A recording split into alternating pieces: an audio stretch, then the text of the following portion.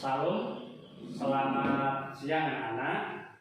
Kita akan memulai pembelajaran pendidikan agama Kristen dan budi pekerti. Mari sebelumnya kita akan berdoa terlebih dahulu. Tuhan Yesus yang penuh kasih, Tuhan Yesus yang senantiasa memberkati hidup dan kehidupan kami. Tuhan Yesus yang selalu mendampingi, membimbing kami sehingga hidup kami teratur dengan baik. Ya Tuhan, pada siang hari ini kami akan memulai kegiatan kami pembelajaran pendidikan agama Kristen dan budi pekerti. Kiranya Tuhan memberkati dari awal hingga akhirnya nanti. Jauhkan dari segala gangguan dalam bentuk apapun. Segala alat yang kami pakai juga Engkau berkati Tuhan, agar semuanya membawa kelancaran. Dan kami juga berdoa kiranya anak-anak-Mu Engkau berikan Roh-Mu yang kudus, agar anak-anak-Mu mampu mengerti dan memahami apa yang menjadi materi pada saat ini. Manakala terdapat dosa dan kesalahan, kiranya Tuhan mengampuni. Karena seluruh doa ini Tuhan, hanya kami pinta di dalam nama Tuhan Yesus Kristus. Amin. Nah, kita akan cross check kehadiran kalian. Apakah kalian semua hadir atau tidak? Ya, saya perhatikan berarti kalian semua hadir. Berarti itu sesuai dengan komitmen kalian bahwa kalian itu akan selalu mengikuti pembelajaran kecuali dalam kondisi sakit atau ada kepentingan yang sangat penting.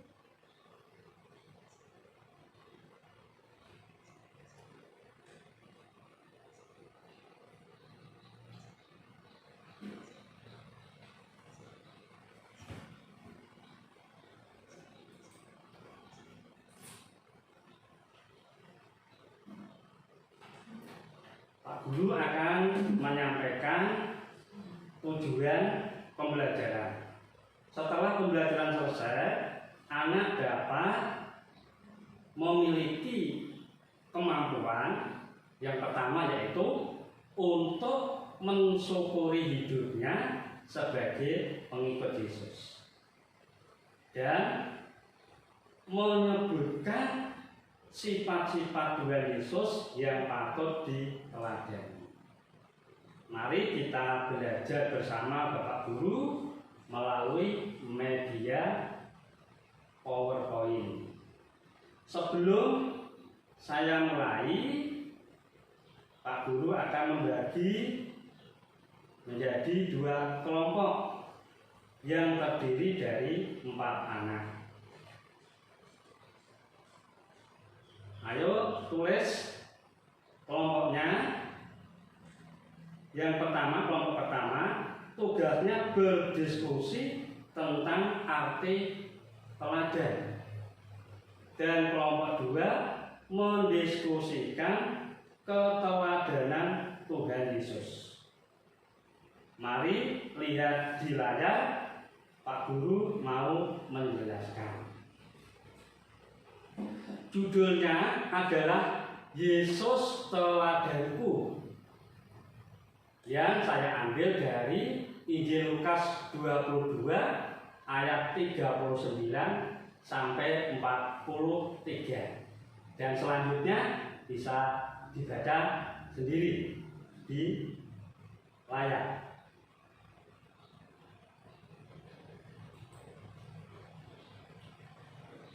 Arti teladan dalam bahasa Yunani,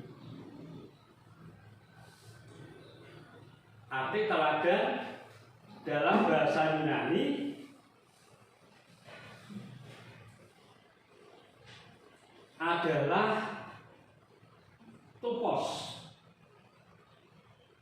Artinya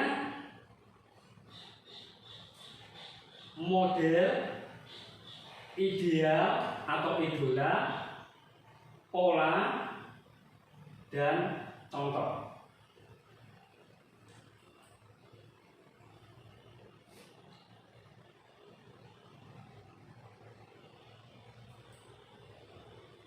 sebagai anak Tuhan, apa yang harus kita lakukan untuk meneladani Tuhan Yesus?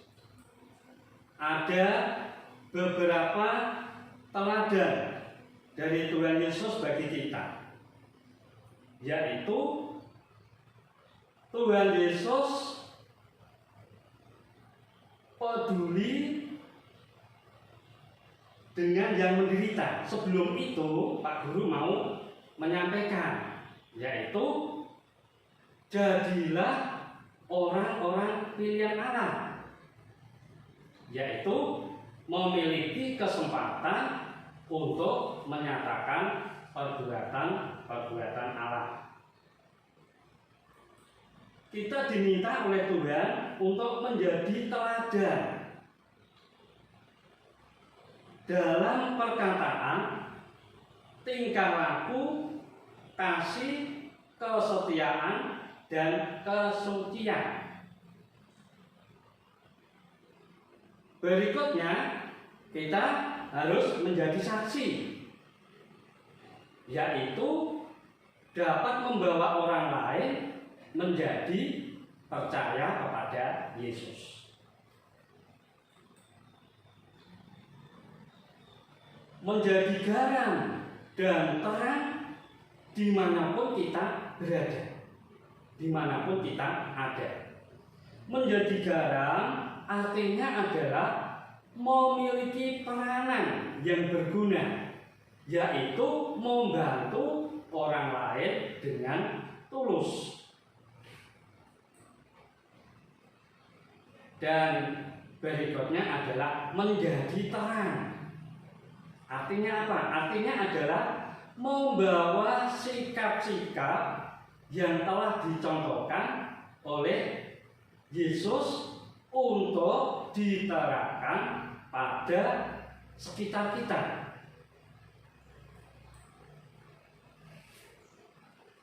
Oleh karena itu, ada beberapa teladan dari Tuhan Yesus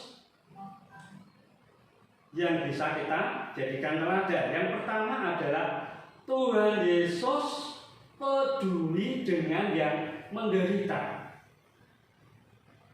yaitu Tuhan Yesus menyembuhkan orang yang sakit kusta. Tuhan Yesus selalu empati dan simpati kepada orang lain, yang dalam bahasa Yunani itu adalah pathos. Empati dalam bahasa Yunani yaitu empatheia. Sulit dikatakan empatheia. Berasal dari kata berarti di dalam, dan kata pathos artinya adalah perasaan atau penderitaan orang lain.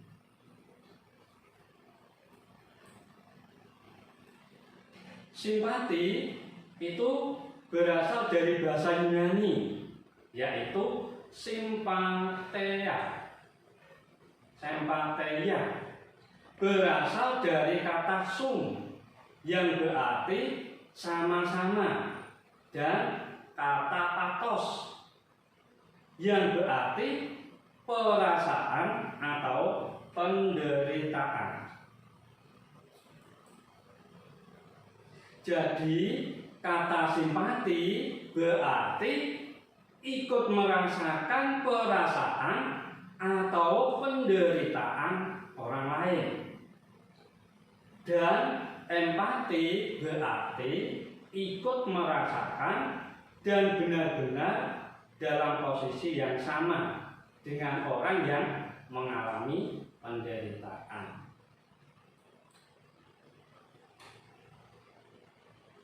Perasaan, simpati, dan empati dalam Markus 1 ayat 40 sampai 45 ditujukan kepada orang yang sakit kusta.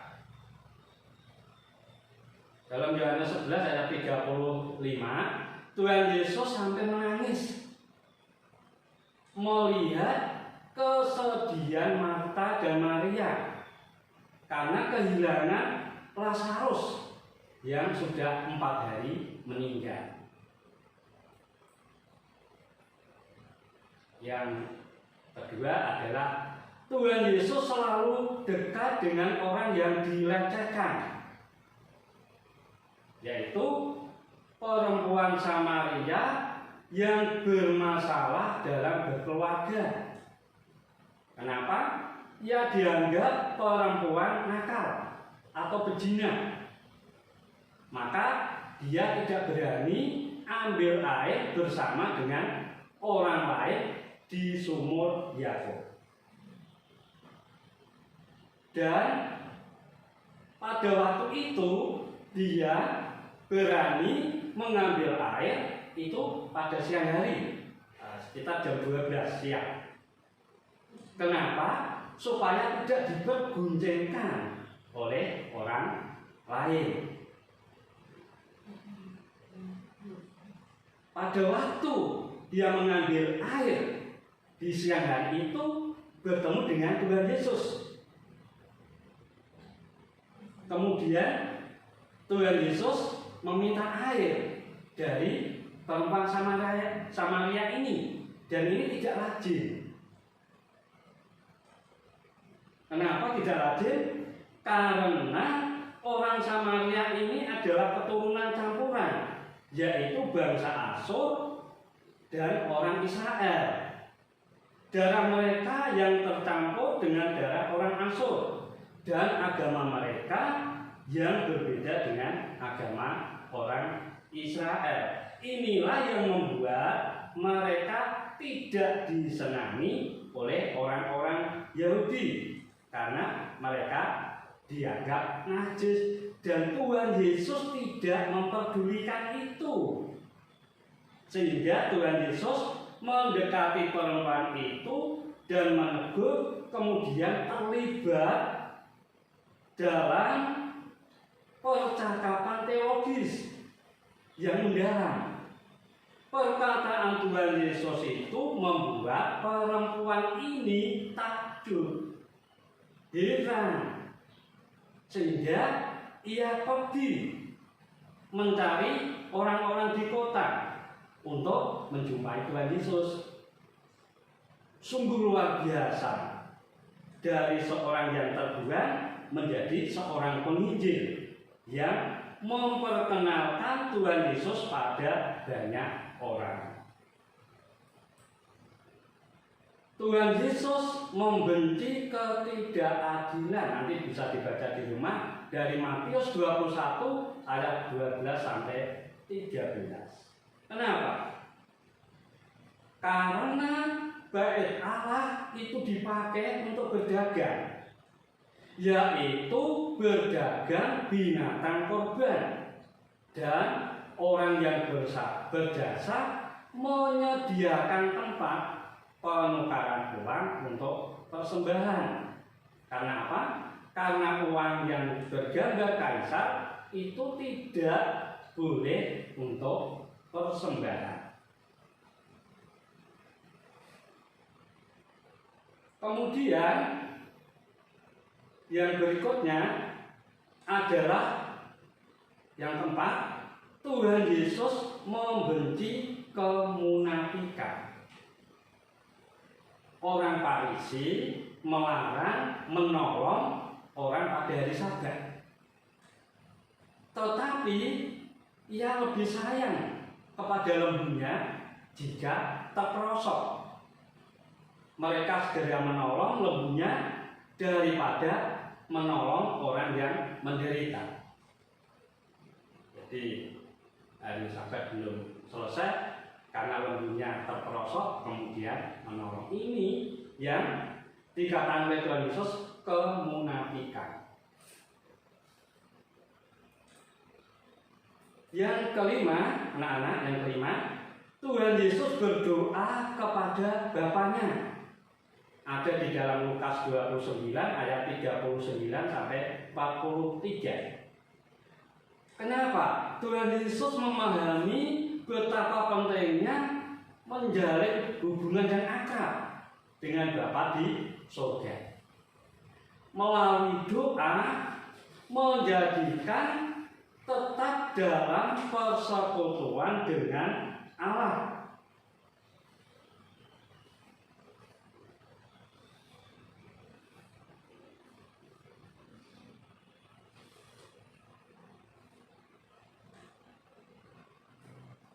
Tuhan Yesus pun berdoa bagi murid-muridnya. Bahkan tidak hanya murid-muridnya, tetapi untuk kita semua. Agar apa? Agar kita itu tetap tinggal di dalam persekutuan.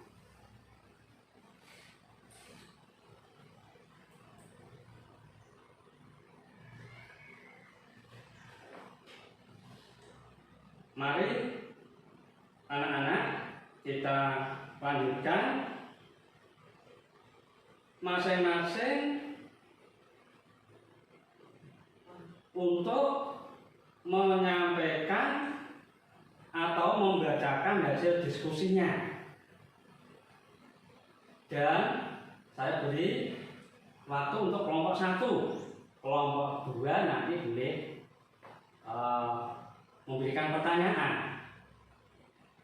Silakan kelompok 1 untuk maju dan kelompok 2 mempersiapkan pertanyaan kalau ada. Berikutnya kelompok 2 sama dengan kelompok 1 tadi. Kelompok 2 menyampaikan presentasi, kelompok 1 bisa bertanya atau menanggapi. Nah, ternyata diskusi kalian sangat bagus sekali. Pak Guru mau menyimpulkan untuk didengarkan. Dan kalau ada yang terlewatkan, catatan kalian bisa ditambahi.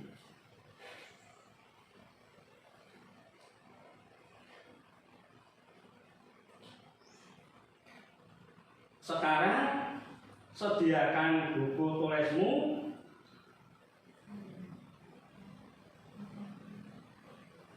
Pak Guru mau memberikan kesimpulan.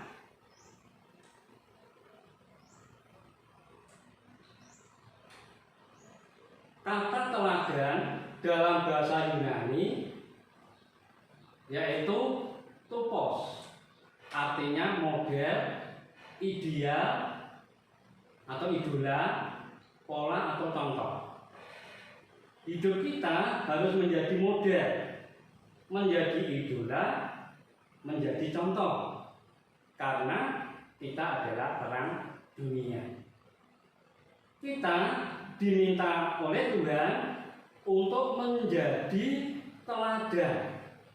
Dalam hal apa? Dalam hal perkataan, tingkah laku, kasih, kesetiaan, dan kesetiaan. Jadilah orang-orang pilihan Allah yang memiliki kesempatan untuk menyatakan perbuatan-perbuatan Allah, menjadi saksi, kemudian dapat membawa orang lain menjadi percaya kepada Tuhan Yesus dan menjadi garam dan terang dimanapun kita berada. Ada beberapa teladan Yesus bagi kita. Yang pertama adalah Tuhan Yesus peduli dengan orang-orang yang menderita. Contohnya orang sakit kusta, membangkitkan orang mati. Yang kedua, Tuhan Yesus selalu dekat dengan orang yang dilecehkan, yaitu seorang Samaria yang dijumpai Tuhan Yesus di sumur Yakub. Dan yang ketiga, Tuhan Yesus membenci ketidakadilan, yaitu orang-orang Yahudi yang mengambil keuntungan untuk diri sendiri dengan berdagang hewan dan penukaran uang. Yang keempat, Tuhan Yesus membenci kemunafikan, yaitu orang Farisi yang menganggap dirinya paling benar. Dan yang kelima, Tuhan Yesus berdoa kepada Bapaknya saat Yesus menghadapi pencobaan dan maut. Dia berdoa karena doa dapat menjalin hubungan yang akrab dengan Bapa di surga. Apakah kita sudah meneladani Tuhan Yesus?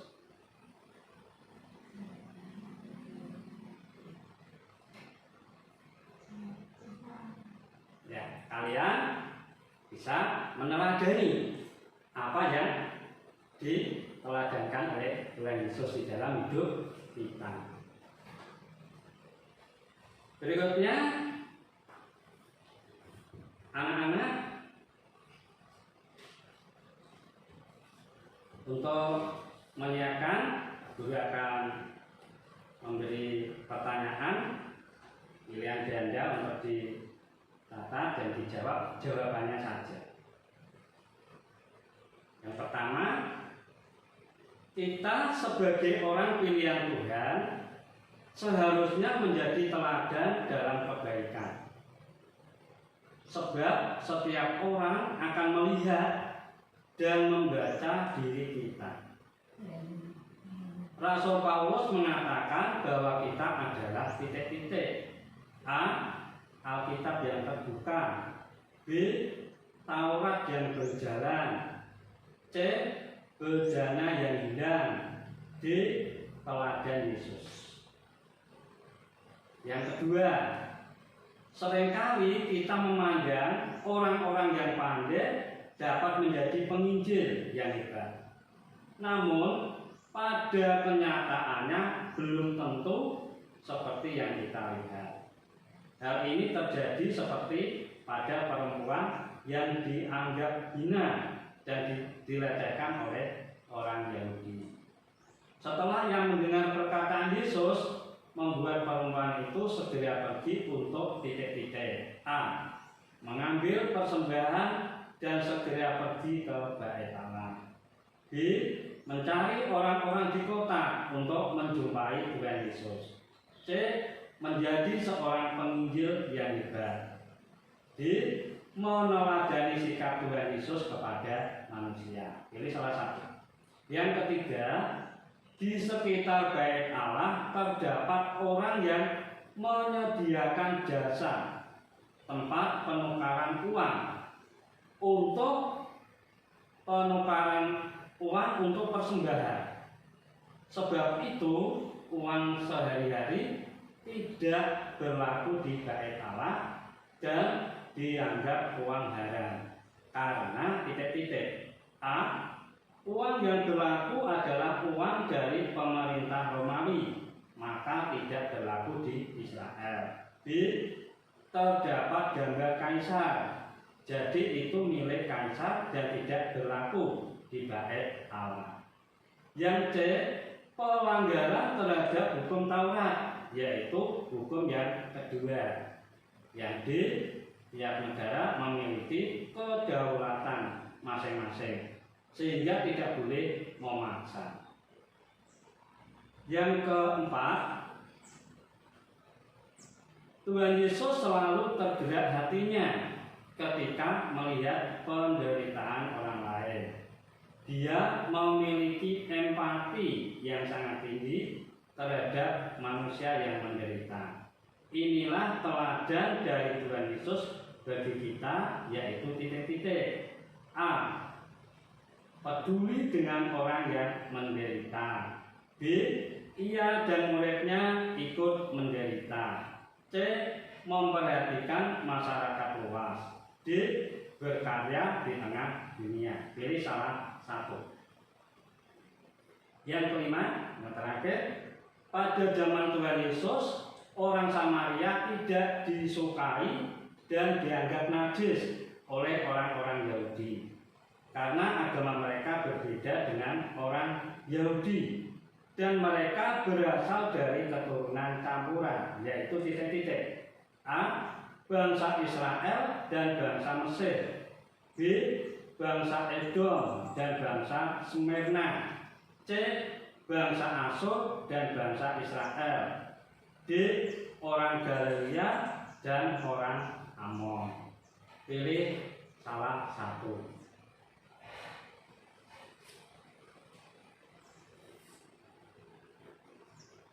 Kalau sudah, bawa ke sini, akan saya nilai.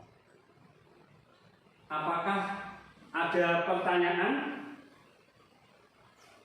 Tidak ada, berarti sudah jelas. Ini ada tugas untuk dikerjakan di rumah. Ditulis, amatilah lingkungan di sekitarmu. Tulislah kisah orang yang menjadi korban ketidakadilan atau perlakuan yang tidak manusiawi. Saya ulang, amatilah lingkungan di sekitarmu. Tulislah kisah orang yang menjadi korban ketidakadilan atau perlakuan yang tidak manusiawi. Untuk minggu depan supaya dipresentasikan. Oleh karena itu dipersiapkan dengan baik, dengan matang. Berikutnya kita akan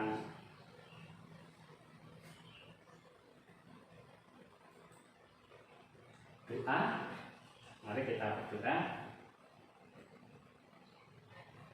Terima kasih Tuhan, karena Engkau telah memimpin, telah menyertai, telah mendampingi, telah membimbing kami, sehingga pembelajaran ini boleh berjalan dan berlangsung dengan baik.